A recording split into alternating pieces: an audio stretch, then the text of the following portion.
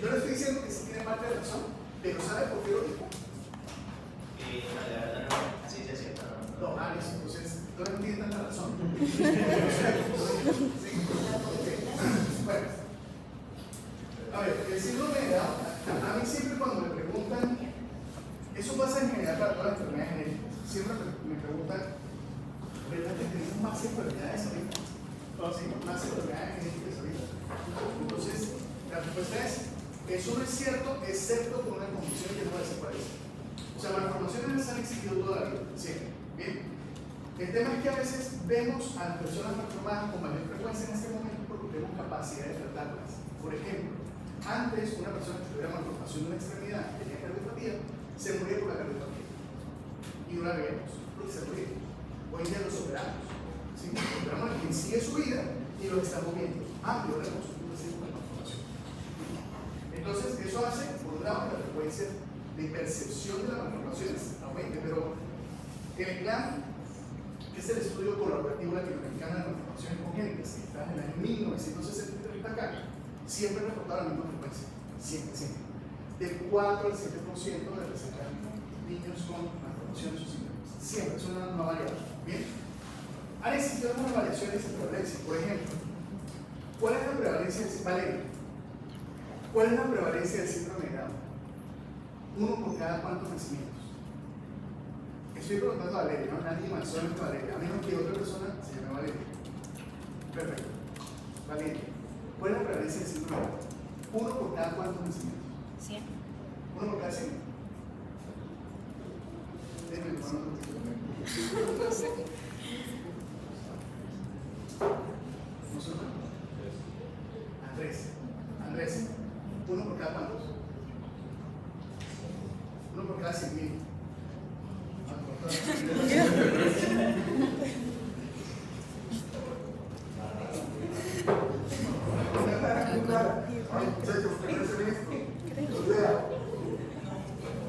A ver, levante a alguien la mano que diga que se sabe la prevalencia. Uno por cada 600. 700. Uno por cada 700. Uno por cada 600, pero lo más fijo es uno por cada 700. ¿Sí? Uno por cada 700 nacimientos. ¿Ok? Valeria, uno por cada 700. ¿Ves? Uno por cada 700. ¿Listo? Muy bien. Bueno, esa prevalencia en este momento en Europa es 1 por cada 1200 a 1400. Entonces alguien diría, venga, pasamos de 1 a 700 a 1 por cada 1200 a 1400. La mitad. Exacto, entonces quiere decir que el síndrome de Down se está presentando menos. ¿Bien? En Europa, ¿pero por qué? Por factores de riesgo no. La asesoría genética no. ¿Por qué? Por abortos. Como el aborto está permitido, a las parejas en Europa se les dice, viene un niño con síndrome de Down. ¿Usted quiere continuar el embarazo o no? Una gran mayoría en Europa, dice, no quiero continuar. ¿Bien? Eso hace que la prevalencia la tengamos en 1 en 1200. O sea, es menos frecuente. Pero ojo, el número de embarazos con síndrome de Down es el mismo. Bien, pero la prevalencia también es por los abortos, ¿vale? Entonces, cuando a mí me preguntan eso, me dicen, no, miren, que realmente estamos viendo más enfermedades. No, las enfermedades todo el tiempo han existido, todo el tiempo, lo que pasa es que ahorita las estamos conociendo. Hay una sola condición que les digo ahorita, excepto, una sola condición que hicimos en todo, que es clarísimo el aumento, y es autismo. Clarísimo. Hay algunas hipótesis, algunos razonamientos. Hay unos válidos. Efectivamente, la pandemia es muy válida como razonamiento para decir que aumentó el autismo por la pandemia. Eso es clarísimo. Porque si yo no tengo interacción social, voy a tener trastorno autista. Bien. Pero resulta que el aumento estaba dándose antes de la pandemia. Bien. Entonces, factores no los tenemos tan claros. La tecnología. La tecnología es un factor, se ha planteado, pero yo acabo de irse con neuropediatría y es un factor que claramente se ha planteado como desencadenante de personas autistas. pero él va más allá. Se reportan los casos, sí, se reportan los casos. Tal vez el espectro de empíricos también se emplearon y tomaron y de repente decían, no, son solamente hiperactivos. Entonces ahora se catalogan como personas autistas, por ejemplo. ¿Sí? Pero, la verdad, deben haber también factores biológicos. O sea, deben haber algo, por ejemplo, de genética o algo adicional que está generando ese aumento. Ahora, claramente no lo tenemos para eso. Bueno, hay un factor de riesgo adicional. Edad paterna avanzada. ¿Sí? La edad paterna avanzada está más asociada con los hijos. Edad paterna avanzada está más asociada con los hijos. ¿Vale? Muy bien. Históricamente, los datos que se tienen referenciados con respecto al síndrome de Down, lo primero que se ha mencionado en la literatura es un cráneo sajón del siglo VII después de Cristo que tenía unas características faciales, hipoplasia facial, algunas cosas de la parte de Down. Pero no hay tanta claridad sobre eso. Algunos cuadros referenciados, la Virgen del Niño, la Andrea Mantegna y el señor Chorreiros, que hizo la pintura de Lady Cobro con sus hijos, esa es esa pintura. ¿Sí? Entonces, en diferentes pinturas se han visto características de personas con síndrome de Down. Por ejemplo, en esta pintura se ve que este personaje, que está acá, que tiene características faciales para el síndrome de Down.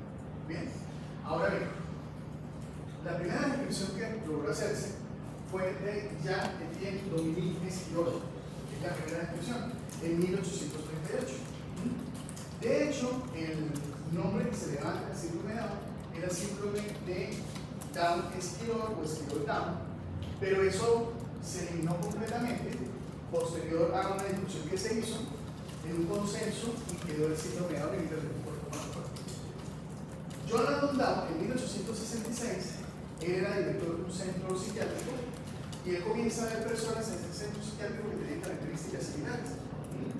Entonces, de hecho, el artículo, si usted busca el artículo de Jonathan Down, el título es algo así como caracterización de los idiotas, porque ese era el término que se utilizaba para personas con algún tipo de discapacidad y era decir idiotas. Entonces, ese era el término que utilizaba y en el contexto del texto como tal, dice que tiene características similares a las personas de Mongolia. Y ahí término mongolismo mongólico.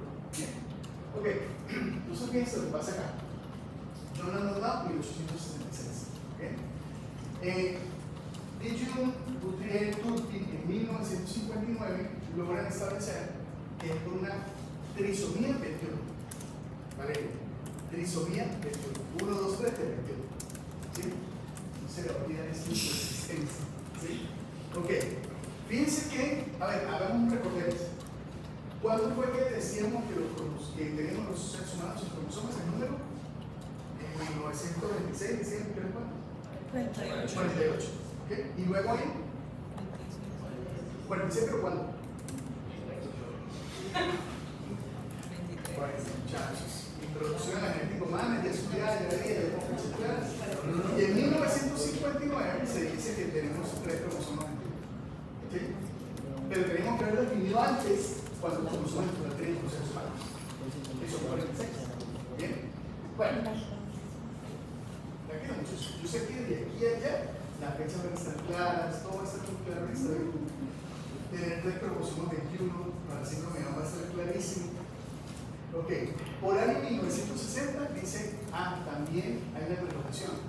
Y Clark en 1969 dice, también hay un mosaico. ¿Sí? Entonces tenemos mosaícismo, tenemos la relocación, bien definida, bien determinada. Y en 1961 se da un consenso de reunión para evaluar pues, el tema sobre las características de los pacientes que habían sido descritos anteriormente, que allí cuando se logra definir completamente el término de decir síndrome de Down. O sea, llegó el síntoma, ¿sí? Y quedó síndrome de Down. Una razón es porque el documento de Jonathan Down es quien mejor describe el contexto de la patología. ¿Bien? Esa es una de las razones. Pero la otra razón es que en esa reunión había un descendiente de Jonathan Down. O sea, que una persona familiar de Jonathan Down que también hizo un poquito de fuerza para que quedara solamente síndrome de Down. ¿Vale? En 1965, ¿sí? Fíjense que en el 66 Jonathan Down, 866, Jonathan Down escribe en el 65, en 1965 California le solicita a la OMS que por favor sea retirado el término de la literatura de mongólico o mongolismo, ¿sí? Pero demasiado tarde. Pasaron prácticamente 100 años utilizando el término. Así que el término quedó hasta el punto que hoy en día hay gente que lo usa. Pero ustedes, como estudiantes de medicina, no lo van a usar. De aquí en adelante, espero no escuchar a ninguno de ustedes decir mongólico, mongolismo, bien, incluso en el ámbito del día a día, para referirse a un compañero suyo o compañera y decirle, es mongólico. No. Quítense eso de la cabeza. Eso de la cabeza. ¿Sí? Hay una cosa que sí se puede decir, pero porque no tiene ninguna referencia con esto, pero absolutamente ninguna. Ustedes han visto que hay un niño que nace y que tiene unas manchas acá, que le dicen a los niños que por el santo no sé qué, ¿sí? ¿Lo han visto? Unas manchas moraditas acá. Ah, de la espina bífida. Pero no la espina bífida, sino solamente manchas. Manchas, ¿sí?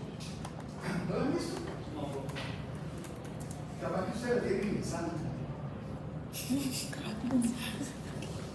Es lo único aceptado donde se puede utilizar ese término, pero no tiene ninguna referencia a eso.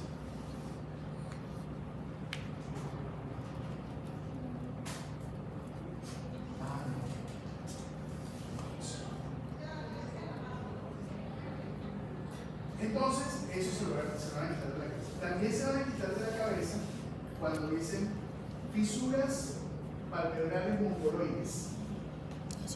No. Vamos a ver el término correcto. Se van a quitar de la cabeza eso de pliegue simiano o pliegue de simio. No. Tampoco lo vamos a hacer. Ustedes van a escuchar a unos docentes suyos que todavía siguen hablando de eso. ¿Sí? Pero pues, lamentablemente los docentes siguen hablando de eso porque esa terminología era la que se utilizaba antes. Y el teorema.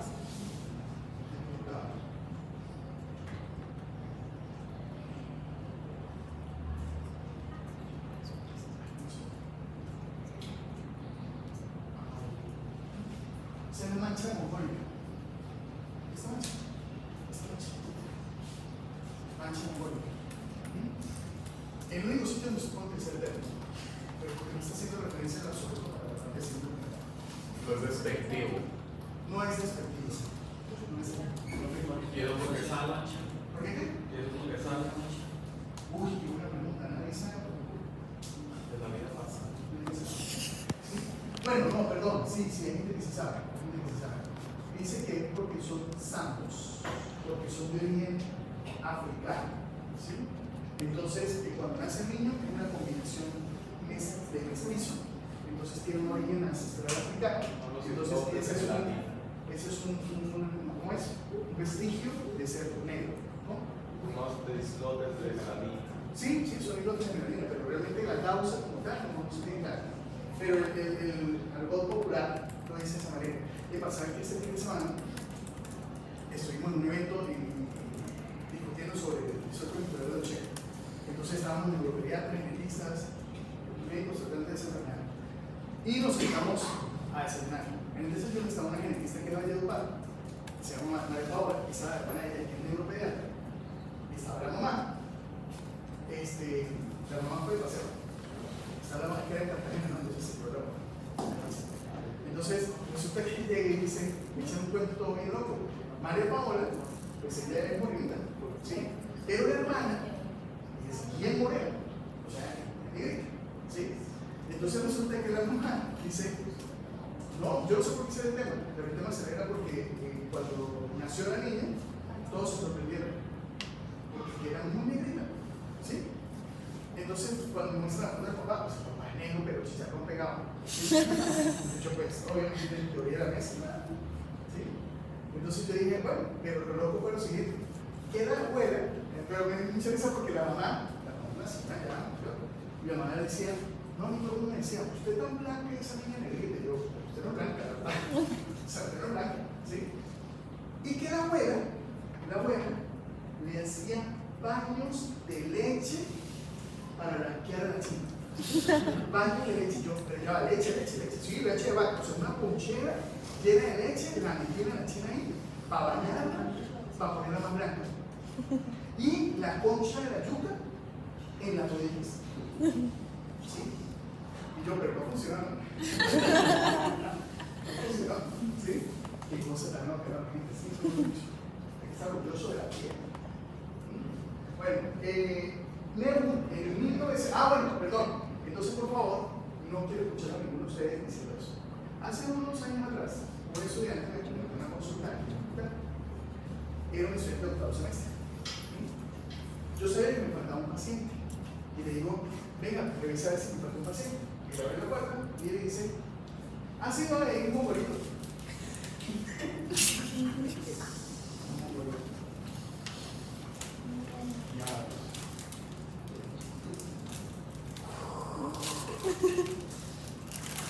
No pasa nada, solamente lo senté y le expliqué la situación. Y le dije, usted en su vida va a volver a hacer eso. ¿Sí? Nada de mongólico, excepto sus sistemas mongólicos. Nehru en el 74 comienza a describir genes relacionados con el cromosoma 21. O sea, que comienza a mirar cuáles son los genes que son responsables de los genes. La verdad, cuando uno ve la fotografía de artículos activos, nos pasa lo mismo que pasa hoy en día. O sea, si usted agarra y coloca a 10 personas con síndrome de Down que tengan trisomía universal, usted se da cuenta que son diferentes especies. Todas estas personas tienen síndrome de Down, ¿sí? Tienen un patrón fenotípico que es diferente, pero no son iguales, no son exactamente iguales. Esto más adelante lo vamos a ver. ¿Cómo consigo en la literatura información sobre el síndrome de Down? Pues usted la consigue diciendo por tres términos: trisomía 21, trisomía G. ¿Por qué trisomía G? Porque resulta que el cromosoma 21 pertenece al grupo G. Antes se clasificaba por posición centromérica, grupo A, B, C, D. Bueno, el 21 es del grupo G. Entonces usted puede buscar información sobre trisomía G. Y también con la palabra mongolismo o mongólico. Si yo quiero historia, una cosa es que yo no la use en mi palabra, pero si yo quiero buscar información de la condición, tengo que entender que muchos artículos de antes salían por ese término. Así que el término de búsqueda, obligatoriamente tengo que poner eso porque así salían publicados. ¿Sí? Es la anomalía congénita más frecuente y la depresión cromosómica numérica más común. Vamos a tener 4 formas de presentación. La trisomía 21 está presente en el 95% de los casos, alrededor del 34% de translocación, un 1% mosaico, y recientemente hemos encontrado menos del 1% de las duplicaciones críticas. O sea, regiones duplicadas de la región crítica que eventualmente perdemos normal. Pero bueno, si se va a mirar, el cromosoma 21 tiene una región duplicada con genes que forman parte del fenótipo.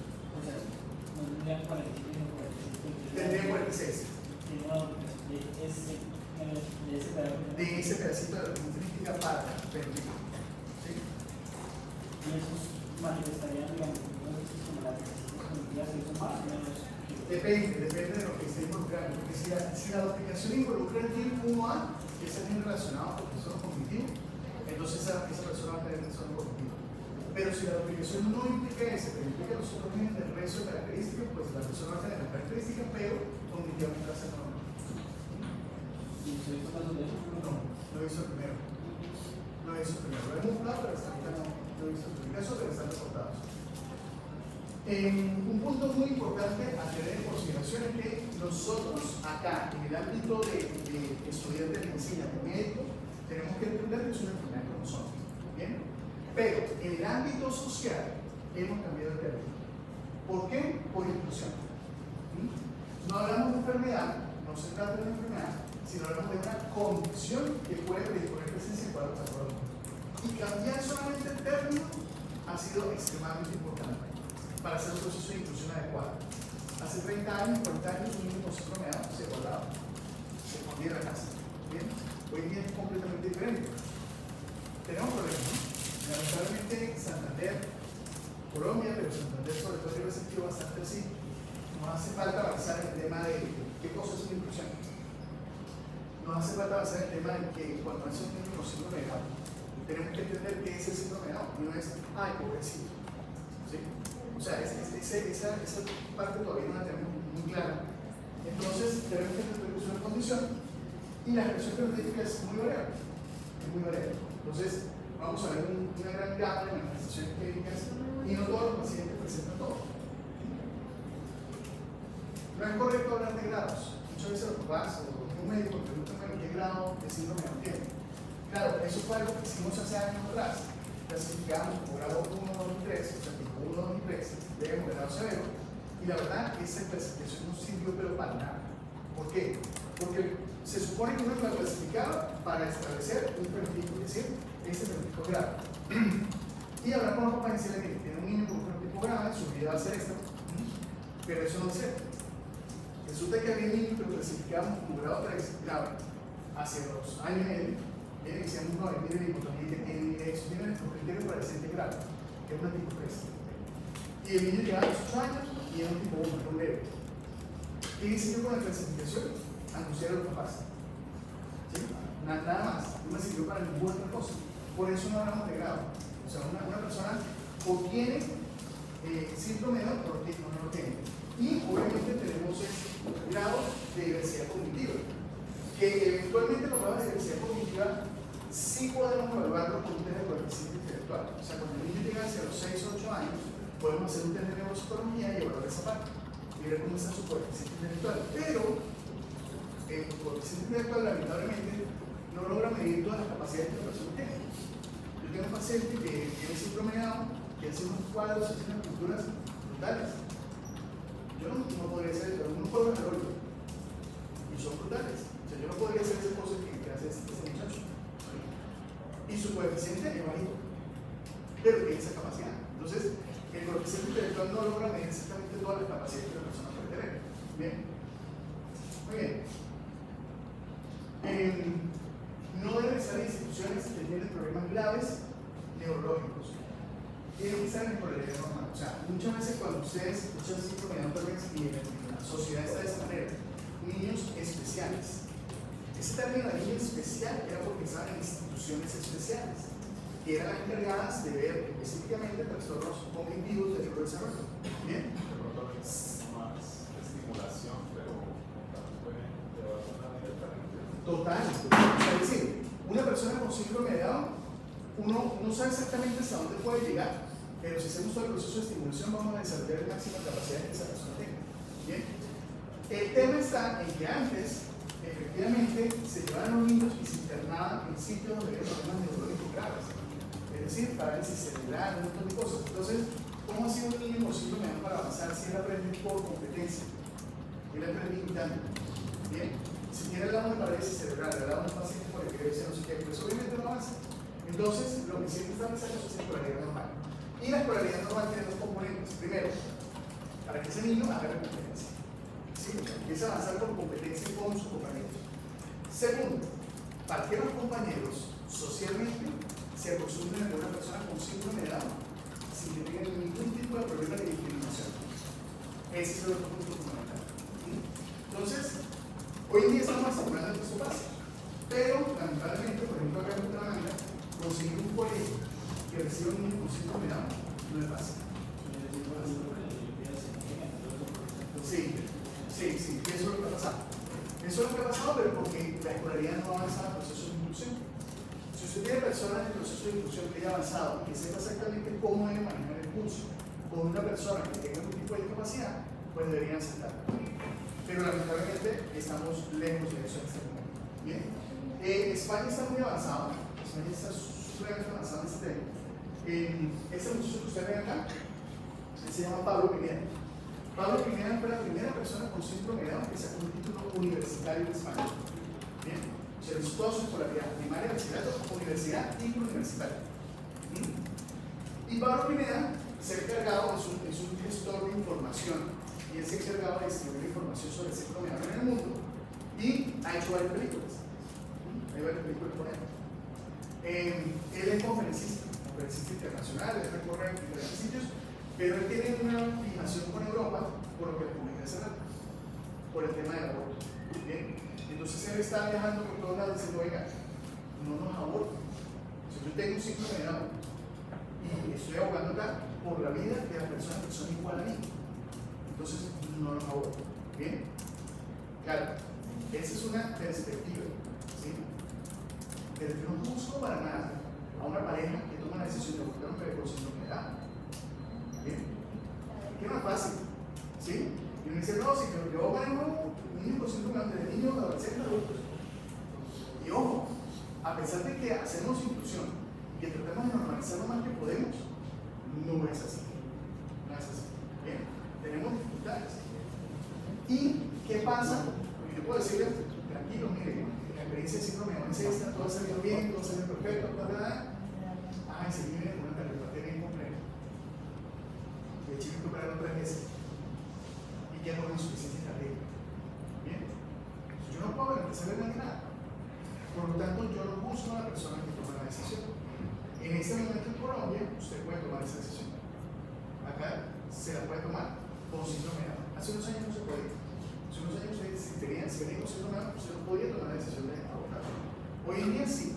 Hoy en día sí. No sabemos si cambia. Porque tenemos un grupo muy importante de provida en Colombia. Entonces puede ser que las circunstancias cambien para esas necesidades que eventualmente se requiera de la parte de interrupción del embarazo. Yo entiendo las posiciones, entiendo las circunstancias. Hay unas que son defendibles, otras no son defendibles. Pero hay que individualizar cada caso. O sea, cada pareja tiene que saber exactamente hacia dónde va, qué es lo que quiere hacer con su vida, cómo va eso. ¿Bien? Obviamente, ¿quiénes somos nosotros para tomar decisiones sobre la vida de alguien que viene? Eso es cierto. ¿Sí? Y es difícil. Digamos que es más fácil tomar la decisión con el encefálico. Viene con el encefálico. ¿Usted quiere seguir el embarazo? Pues, la circunstancia que usted quiera, pero ese niño no tiene posibilidades de vida, de nada. O sea, no tiene cerebro. ¿Sí? Si no hay cerebro, ¿qué posibilidad tiene? Ninguna. ¿Tenemos trasplante cerebral? No. ¿Tenemos algún medicamento para desarrollar el cerebro? No. ¿Sí? Entonces eso ya es un extremo importante. Así como nosotros hace un tiempo hubo acá un caso, no acá en Colombia, fue en un país centroamericano, donde no había legislación para el aborto. Una muchacha de paso menor de edad, china, como de 16, 17 años, queda en embarazo, desde la semana 10 descubre que viene con anencefalio, en ecografía, dice, no, esta chica es anencefálica. Ella y su familia piden interrupción del embarazo, porque sin tener ninguna opción. Pero como legalmente no se podía hacer, ninguna institución ni médico en el país les permitió hacer interrupción del embarazo. O sea, dejaron que la China llegara a término y pariera el bebé. ¿Ah? Entonces, pues tampoco. O sea, hay cosas que son complejas desde ese punto de vista. Una cosa es que usted diga, no, sí, yo quiero ver a mi hijo encefálico y quiero tenerlo. Bueno, es su decisión. ¿Sí? Pero si usted ya sabe que no hay ningún tipo de pronóstico en la vida y que no hay más nada que hacer, ¿hasta dónde podemos llegar desde ese punto de vista? Bueno, no quiero caer aquí en discusiones éticas, morales, etcétera, no voy a caer en eso, pero lo que sí les digo es que en este momento, en el mundo entero, hay países donde el aborto está permitido. Hay personas como Pablo Pineda que están defendiendo la vida y que dicen, no los aborto. ¿Sí? Pero no juzgo a la persona o a la pareja que toma la decisión. Es una decisión muy personal. Bien, y si legalmente está establecido, ya eso está determinado. Ya está determinado. Bien. Tenemos las personas participando en diferentes tipos de cosas. Tenemos actores con síndrome de Down, pero no solamente él. Miren acá, esta fue la primera concejala en España que asumió por síndrome de Down. Esto fue en el año 2013. Bien, o sea que se metió dentro de un curso político, ganó ser concejal y permitió ejercer su trabajo desde ese punto de vista. Entonces, eso ha sido un tema muy importante de demostrar que una persona con síndrome de Down, claro que se puede avanzar y claro que se puede hacer cosas. Repito, nosotros fundamentalmente tenemos dificultades. Acá hay un muchacho con síndrome de Down que él solicitó a la UIS entrar en la UIS, bien, para hacer una carrera. ¿Cuál es el problema? El problema es que había que modificar el pensum, adaptarlo a él. Entonces, eso se discutió, se hizo en jurídico, se hizo todo, y la respuesta fue: no se puede. Porque había que modificar el pensum. Porque había que adecuarlo a él. Sí, son sus capacidades. Entonces, las capacidades no iban a dar totalmente para que él pudiera desarrollar el peso. Ya tenía un coeficiente intelectual, ya se sabía cómo vivir el bachillerato. Entonces, sí, claro, ya tenía todo. Entonces ya se sabía que tenía ciertas capacidades. ¿El pensum sí está como para una persona autista?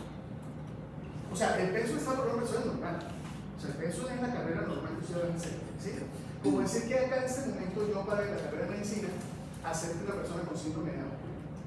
No se puede. No está adaptado a su condición. ¿Bien? Entonces, el tema es ese. El tema era una carrera, no me acuerdo cuál era, pero era de la central. Y solicitaron esa ecuación. Por eso, pero para autistas sí está No. bien el pensum. Tampoco para normales. O sea, ninguna carrera de la universidad. Pero es que sí se No, en ese momento. Entonces, claro, digamos que aquí tenemos todavía dificultades en el centro externo, es decir, una persona puede desarrollar una carrera en particular y puede hacer un trabajo que es lo que más nos interesa, que es ser independientes. En España, muchas personas con síndrome de Down son independientes, es más, hay personas con síndrome de Down que viven solas, que viven sin familia, viven ellos solos y ellos solos se preparan sus comidas, sus dosis y todo. Hay otros que viven solos, pero acompañados. O sea, en un mismo edificio viven varias personas con síndrome de Down. No sé si han visto, pero hay algunos emprendimientos. En Argentina hubo uno, en diferentes sitios han existido emprendimientos de cafés, por ejemplo, que son todos atendidos por personas con síndrome de Down. ¿Sí? No sé si eso lo han llegado a ver. Ese proceso que yo les digo, montó café. Bueno, sus papás le quitaron el café y él comenzó a hacer todo el proceso con eso. Pero llegó la pandemia y se puso a cerrar el café. Eso fue la dificultad que tuvo en ese momento. No, en ese momento no sé exactamente qué está haciendo, pero digamos que siempre le estaban buscando alguna alternativa para ver qué más hacía para poder ser independiente.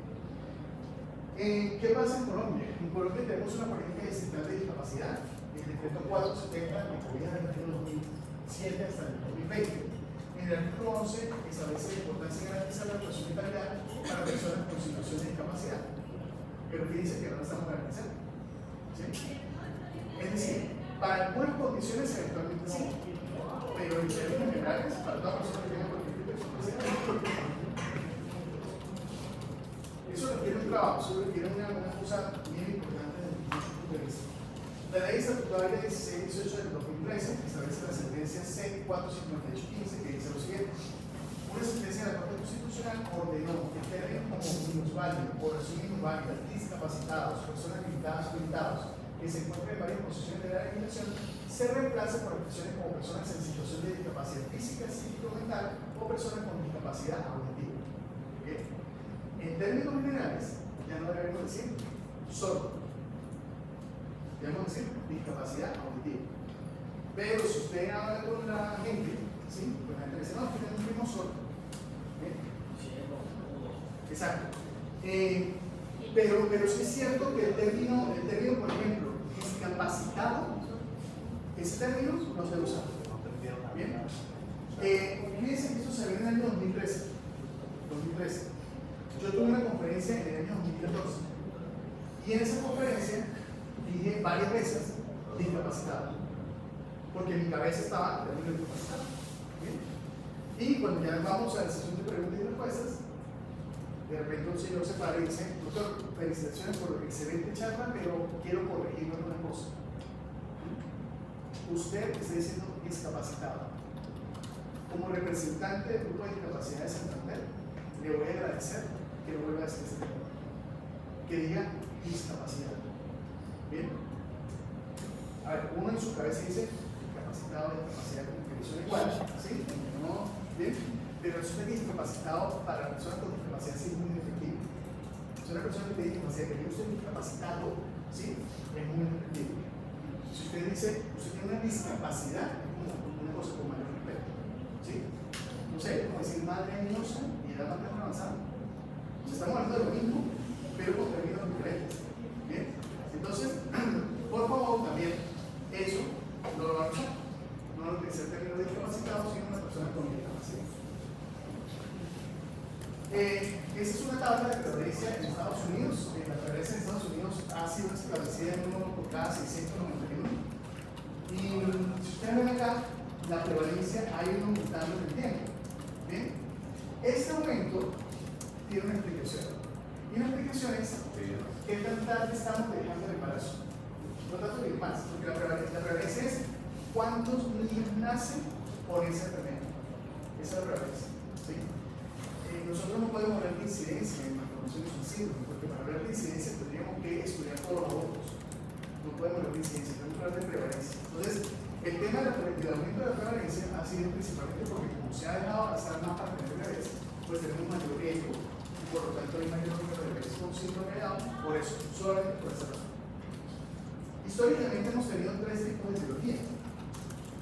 La trisomía 21, que representa el 95%, la terminación reversioniana el 4% y el mosacismo el 1,2%. ¿Bien? Sabemos que la primera es una falla de distribución. La última es una falla de post-distribución. Si esto es así, quiere decir que si yo llego un niño con síndrome de Down a la consulta y el cariotipo es trisomía libre universal o que es un homosexismo, yo no tengo por qué hacer el cariotipo a los papás.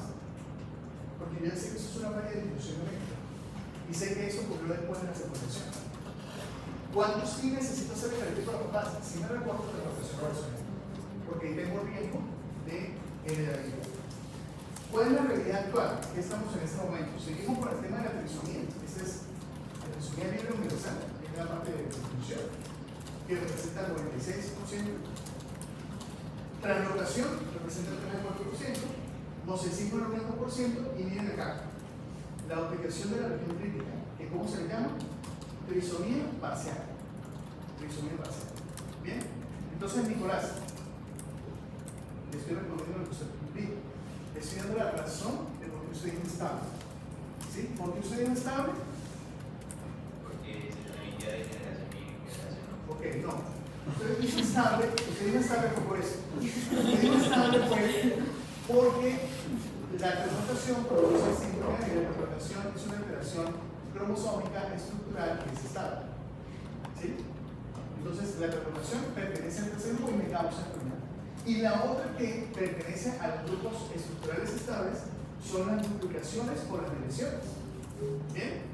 Así que lo que usted dijo de estable es cierto para estas dos condiciones, para la transplantación y para la trisomía parcial. Pero lo más frecuente es trisomía universal y menos frecuente mosacismo. ¿Bien? Entonces aquí tenemos una combinación. Sin embargo, ustedes siempre van a ver que es síndrome de Down catalogamos una patología, una condición numérica. Pero ¿por qué lo catalogamos siempre así? Porque la prevalencia es mucho mayor de la forma numérica, que representa 96%. ¿Bien? Es por eso. Muy bien. Vamos a ver algunas características en gráficas para entender qué presentan las personas con síndrome de Down, y luego hablamos de los criterios, que es muy importante para uno estudiarse y poder determinar qué tiene el paciente. Esto de mirar a alguien y tratar de decir tiene características del síndrome de Down, eso es cierto, pero no funciona. Yo tengo que contar cuáles son las características y de acuerdo a lo que yo cuente decir si tiene criterios para decir tiene el diagnóstico clínico de síndrome de Down. Entonces, primer punto importante acá, el hipotonía. Los niños tienen hipotonía. El hipotonía de entrada la puede ver. O sea, usted tiene que ver la cuna del bebé y ve que los brazos están extendidos, ve que las piernas están en flexión y en abducción. Si usted lo ve de esa manera, ese niño tiene hipotonía de entrada. Ahora, ¿cómo le evaluamos? Le evaluamos por su flexión de hombros, acá. Usted agarra el bebé, le levanta los brazos y ve que la cabeza cae. ¿Bien?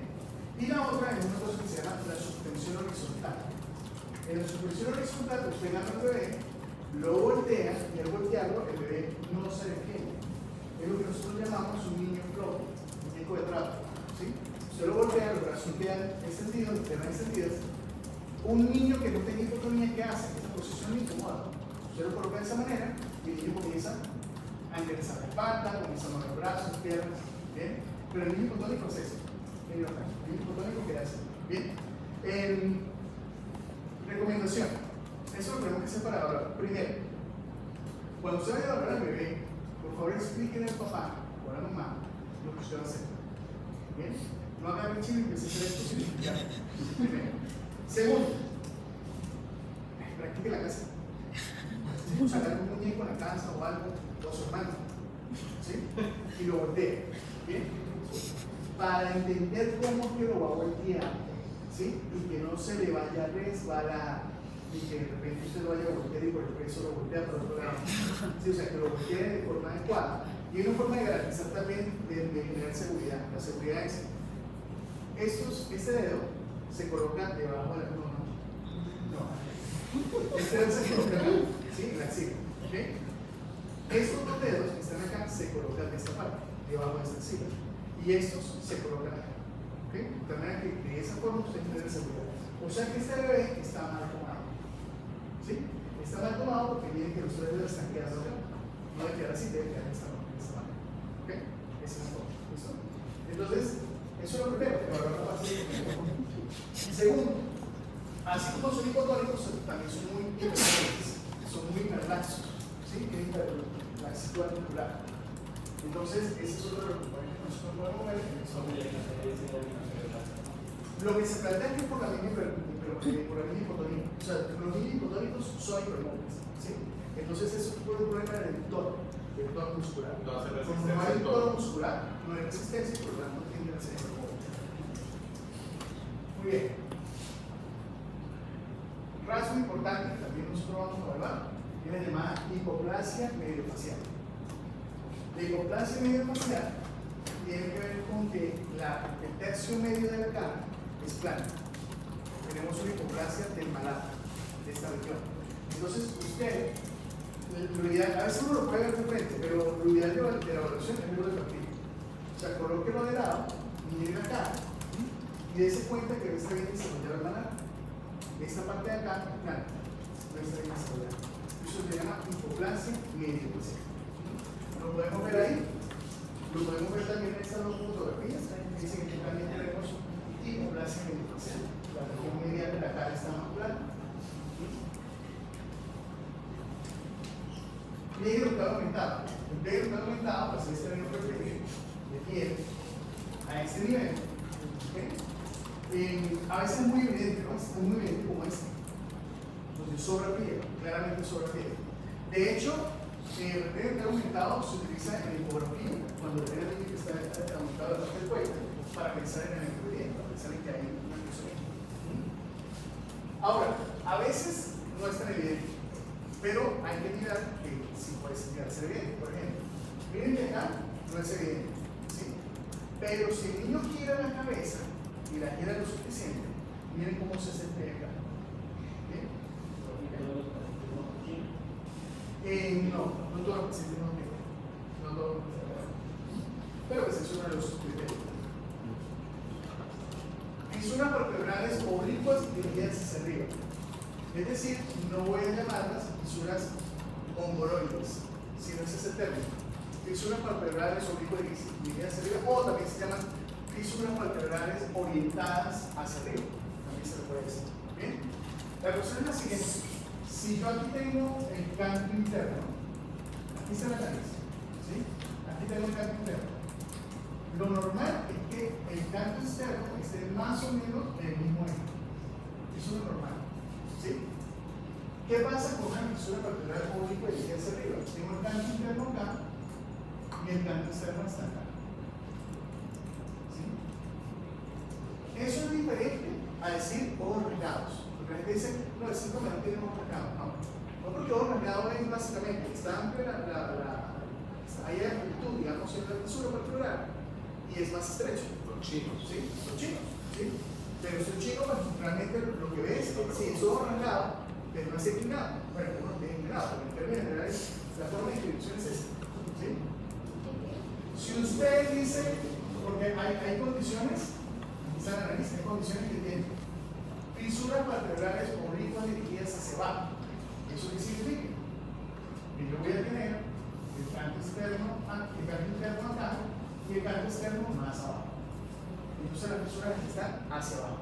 ¿Sí? En down, ¿cómo están? Hacia arriba.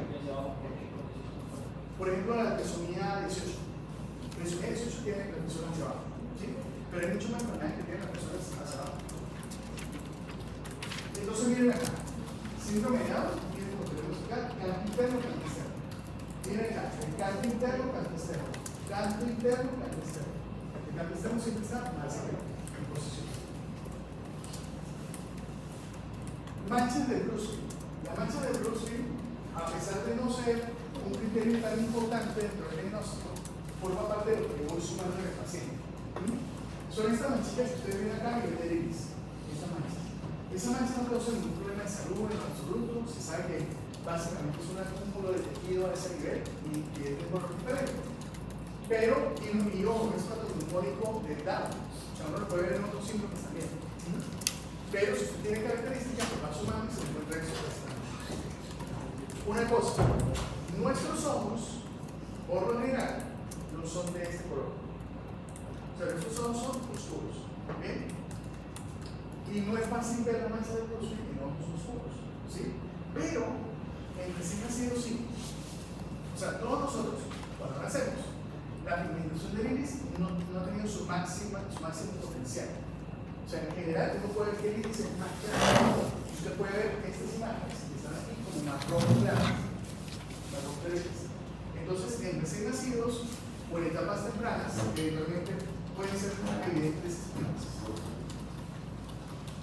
Anomalías auriculares.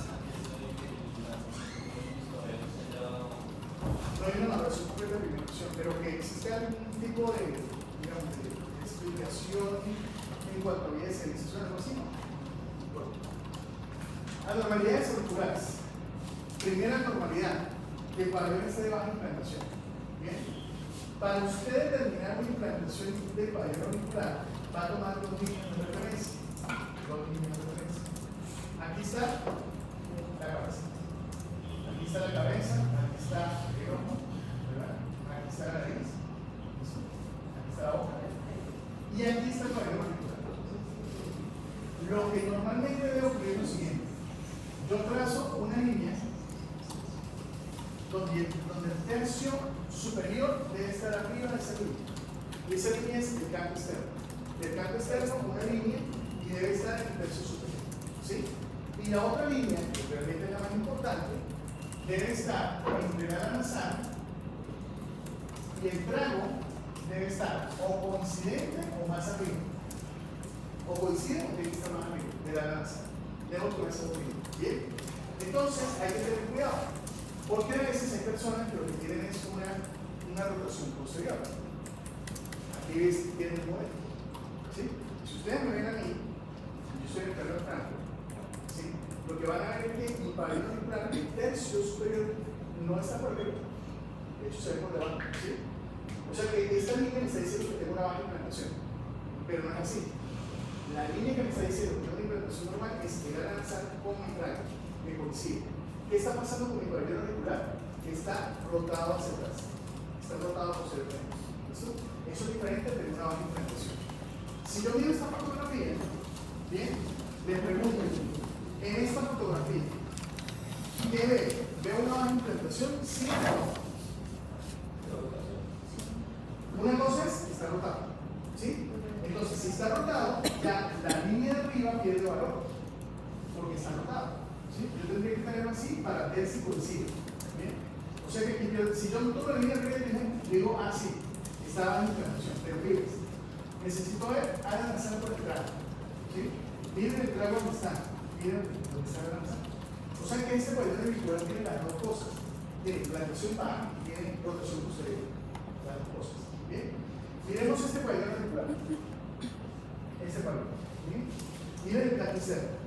Si yo trazo la línea acá, resulta que yo voy a ver este pedacito por arriba del pabellón auricular, pero recuerden que es un tercio. ¿Bien? Yo digo acá, está la baja implantación, porque no estoy viendo exactamente el tercio, pero ahorita les voy a contar qué está pasando ahí. Y miro la nasal y fíjense que el trago está por arriba, o sea que no hay una baja implantación. Además, no está rotado, posiblemente tampoco. Pero aquí estamos viendo un problema adicional. Y es que aquí estamos viendo una cosa que se llama sobreplegamiento del hélix. Este es el hélix. El hélix es circular. Lo que ustedes están viendo acá, que yo no puedo confundir que está teniendo una baja implantación, no es porque tenga una baja implantación, es porque el hélix está sobreplegado sobre sí mismo. Está sobreplegado, claro, la parte superior es más pequeña y pudiera haber una falsa interacción de que está de baja implantación. Y no es así.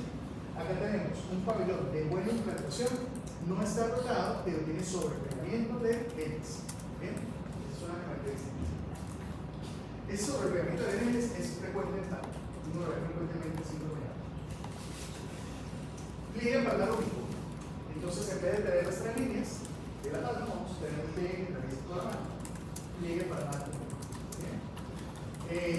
Repito, no se llama pliegue simiesco ni pliegue simiano, se llama pliegue palmarópico, o también se le puede decir pliegue palmar transverso. Clinodactilia del quinto dedo. Esta es entonces una curvatura del quinto dedo y que puede estar por o sin hipoplasia de la falange. ¿Sí? Todos nosotros debemos tener en el quinto dedo las líneas de relación entre las falanges. Las líneas interfalanges. Si yo aquí tengo el quinto dedo, ¿verdad?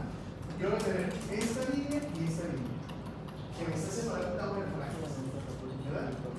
Ok. Primer punto. Para usted hablar de clinodactilia, tiene que hablar de que el dedo se está curvando, de que está hacia adentro. Una de las cosas es que puede ser muy evidente, pero a veces no es tan evidente. A veces sí sale un poco más leve, pero la forma realmente de referenciar usted lo va a ver lo siguiente. Usted lo va a ver aquí en un número extremadamente visible, ¿sí? Pero lo que quiero decir es, miren las líneas. Si las líneas están haciendo un ángulo llega a clinodactilia. O sea, las líneas tienen que estar paralelas. Si las líneas hacen un ángulo, tenemos clinodactilia. ¿Sí? Ok. Y puede pasar que incluso la falange media sea tan chiquita, esta de acá sea tan pequeña, que yo tenga el quinto dedo y en vez de tener 2 líneas tengo una sola.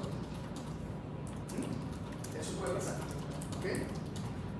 De hecho, este es un marcador que yo utilizo para explicarle a los papás que tienen un niño con síndrome de Down que su bebé tiene las características. ¿Por qué? Porque cuando uno le dice a una persona, mire, yo veo características aquí en el síndrome de Down, las características faciales, primero que si son muy chiquitos, o sea, estamos hablando de un recién nacido, un mes, ¿sí? Los papás no lo ven. Es más, me parece, mire, yo es muy bonito. ¿Sí? O sea, los papás no ven que tengan características faciales para dar. Y hay un proceso de negación, etcétera, etcétera. Pero hay un punto que uno puede utilizar, que yo particularmente, cuando veo las manos del bebé y veo que tiene una sola línea, digo, listo. Yo lo puedo utilizar para explicarle a ellos. Entonces, yo primero les digo las manos a ellos. Yo estoy examinando el bebé y les digo, muéstrame sus manos. Ellos me muestran sus manos. Hasta ahorita no me ha pasado que algunos tengan un sola línea, todos han tenido dos líneas. ¿Sí? Entonces, yo les digo, bueno, ahora yo quiero que ustedes me vean este dedo del bebé. Y miren sus dedos y miren el dedo del bebé. Entonces, abren la mano, le ven el dedo, ven que tiene una sola línea, ellos se miran los dedos, él le mira los dedos a ella le mira los dedos a él, se mira los dedos, mira el dedo del bebé, dice, ahí es diferente. Ahí es una diferencia. Que me sirve para que ellos logren tener un proceso de aceptación inicial de mi diagnóstico clínico. ¿Bien? Entonces, la clinodactilia es un punto importante a la hora de evaluar. Hay un signo que se llama cutis marmorata. La cutis marmorata es no hay ningún tipo de alteración ni anomalía, es simplemente una distribución diferente a nivel papilar que forma una red reticular. Pero esto acusa mucho a los papás. Los papás cuando ven un perfil así dicen que puede tener una infección o algo particular. Entonces uno tiene que tranquilizar y decir, no se preocupen, que es una red reticular del capilar del diente y eso no tiene mayor consecuencia. Ahora, ¿por qué tenemos diferencias entre el fenotipo? ¿Por qué variaciones? Se han hecho experimentos de ratones, etcétera, muchas cosas, pero digamos que lo que tenemos ahora mismo claro es lo siguiente. Para el cromosoma 21, ¿sí? En el síndrome de Down, vamos a tener ¿cuántos alelos por cada gen? 3. 3 alelos por cada gen, es trialelo, ¿sí? Entonces, la determinación del fenotipo va a depender de la expresión de cada alelo de cada gen. Miremos este cuadrito que está acá. Este cuadro me está diciendo, ese es el nivel de expresión de los alelos. Esto es cuando se alcanza un fenotipo completo, total. Esta es la línea de esa expresión en que yo puedo tener un umbral a tener un fenotipo completo. ¿Sí? Miremos el caso 1. En el caso 1, la expresión del primer alelo es una expresión normal. del segundo alelo es una baja expresión y el tercer alelo es una expresión total. Con esa sumatoria, miren que yo no alcanzo a pasar el umbral. O sea que yo tendré características de síndrome de Down, pero seguramente mi fenotipo va a ser leve. ¿Bien? Pero ¿qué pasa con el caso 3? Miren que el caso 3 está teniendo una expresión total de cada uno de los alelos. El primer alelo, el segundo, el tercero, y tienen un fenotipo completo. ¿Bien? Esto experimentalmente se ha hecho en ratones con síndrome de Down.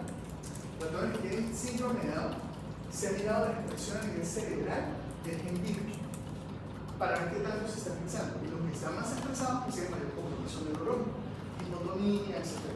¿Sí? Ahora, el tema es el siguiente. Todos los que tienen metidos, todos los que tienen cromosomas metidos.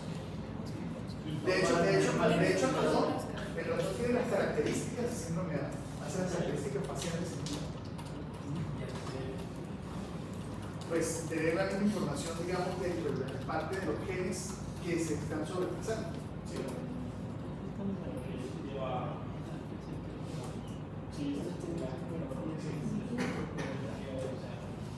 No hay, o sea, sabemos que los genes por sobreexpresión pueden tener cambios a nivel fenotipo, ¿sí?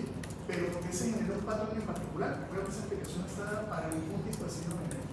Sí, o sea, los patrones que se generan son patrones específicos, pero digamos, eso es responsable de tal característica, eventualmente sí, pero es una sumatoria, ¿no? Una sumatoria de genes. Entonces, ahora, lo que yo no puedo hacer es lo siguiente: que nazca un niño, por ejemplo, y yo diga, quiero saber cuál es el nivel de expresión genérica del gen DIRC en ese niño. No, porque tendría que biopsiar el cerebro. ¿Sí? Pero eso no lo hacemos. O sea, la expresión fenotípica, ¿cuál es? La expresión fenotípica es ver cómo está la hipotonía, es ver cómo responde en el curso del tiempo y decir, este no tiene tanta expresión en él. ¿Bien? Pero esta diferencia de expresión es lo que hace que el fenotipo sea diferente, a pesar de que todos ellos, el caso 1, el 2, el 3, el 4, el 5, el 6, todos tienen la misma trisomía 21. Todos. Pero la expresión anémica es diferente. Por eso, vamos a ver esto. Estos dos niños que ustedes ven acá, ambos tienen trisomía 21. Libre o universal. O sea que el fenotipo tiene exactamente el mismo componente. Bien. Ahora, habrá pregunta. Comparando estas dos fotografías, ¿cuál de estos dos pacientes tiene mayor característica para el síndrome de Down? ¿De la izquierda o de la derecha? La derecha. Claramente de la derecha. ¿Sí? No hay que ser un experto, ¿no? Para darse cuenta. Bien. Entonces, tenemos claramente que tenemos más características para el síndrome de Down. Pero fíjense que ambos pacientes tienen trisomía 21. Entonces, ¿por qué esa variabilidad fenotípica? Es esa forma de expresión genérica, pero ojo, porque eso es muy importante cuando el niño nace y le pregunta a uno, ¿cómo va a ser el niño? La verdad no lo sé, porque no sé cómo la expresión genérica de ese niño. O sea, yo siempre digo a los papás, tenemos que ir día a día, y hay que ir mirando cómo va. ¿Sí? Cuando yo veo que el niño se sienta más temprano de lo que debía por el síndrome de Down, que el tono ha mejorado, que digo, este chino tiene una expresión genérica que le va a permitir hacer cosas y hacer cosas bien. Pero si veo a un chino que tiene 3 años y no camina, y no ha desarrollado el lenguaje, digo, o sea, la expresión genérica del DIRC debe ser dura en este chico. O sea, debe tener una expresión importante y por lo tanto el compromiso es más severo. El otro punto, le comparo estos dos casos básicamente por lo siguiente. Cuando nosotros hablamos del mosaicismo, siempre hemos dicho que el mosaicismo es más leve. Y eso es cierto, pero depende. ¿Bien? Por ejemplo, la trisomía negra universal, el 50% de los casos tienen cardiopatía, tienen problema de corazón. ¿Bien? En el mosaicismo no tenemos tanta estadística, no lo tenemos tan claro. Pero subimos que es mucho menor, pero es recto. Yo estoy tomando sangre periférica, la muestra, y estoy mirando la proporción del mosaicismo en sangre periférica. Esa proporción puede ser 70-30, o sea, 70 células con la trisomía 22, 30 normales. ¿Sí? Pero ¿qué pasa si en el corazón la distribución es 90-10? 90 con la trisomía y 10 normales. Entonces va a tener una cardiopatía. ¿Bien? Por eso es que cuando me dicen que el mosaico, que tranquilo, que no pasa nada, no sé si pasa algo, o sea, yo tengo que hacer las mismas evaluaciones que le hago a cualquier niño con síndrome de Down. Este niño tiene una trisomía 21 libre universal y no tiene cardiopatía, su corazón es completamente normal. Y esta niña tiene un mosaico, un mosaicismo, y tiene cambio hepático. ¿Bien? Entonces hay que tener cuidado con esa parte. Sin embargo, claramente sabemos, y de hecho existe una asociación internacional, que es esta, una asociación internacional para la síndrome de mosaico, donde uno puede ver los fenotipos, ¿no?, de las personas. Y pues básicamente se unen precisamente para buscar más información, para poder generar un compromiso. Yo tengo en esta momento una niña con síndrome de Down, que la estrella no tiene compromiso cognitivo. Es un mosaico y no hay compromiso cognitivo. Pero hizo un hipotiroidismo, ¿sí? Está en tratamiento por el hipotiroidismo, hizo un retraso de lenguaje, que de hecho por eso, es más, se le hizo el diagnóstico precisamente el pediatra lo mandó, era por el retraso de lenguaje. Ya después ya uno mirando las características, si tiene eso, ¿sí? Pero es un fenotipo más leve.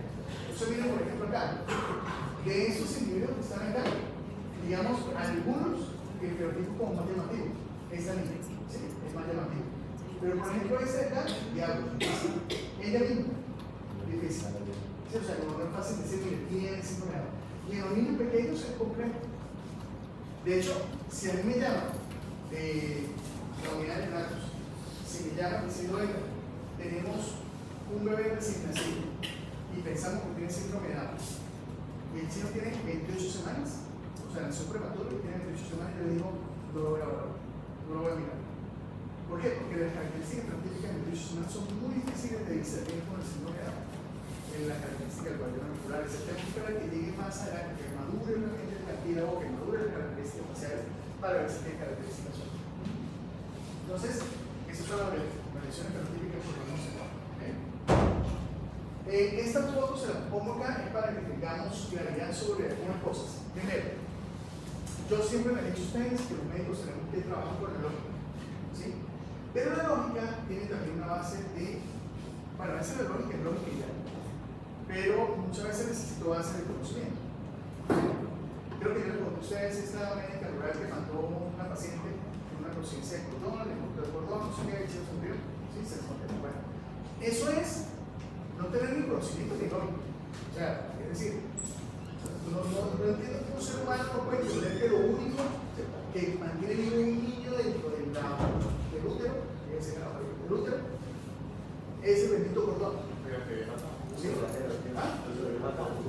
Por eso, yo de verdad digo y dudo que una persona así haya logrado pasar un enseñamiento de preescolar, primaria, bachillerato, universidad y tener un título universitario. ¿Sí? ¿Por qué? Bien. Seguramente porque esa persona ha sido constante. La constancia puede más. La constancia puede más. ¿Ok? Pero entonces, miren lo que pasó con este caso. ¿Sí? Resulta que nosotros estábamos, eso pasó cuando yo era residente de segundo año. Y por el doctor Sarante, que era mi profesor, mi tutor, por el área me hizo consulta a mí. Hicimos todo el proceso, hicimos la guía de manejo emotivo, todo lo que necesitaba la niña, la evolución, el seguimiento. Un día estábamos arriba en el seminario, estaba con el profesor Sarante, estaba con mi compañera, con Paula, estábamos allí. Y de repente, un escándalo en el piso abajo.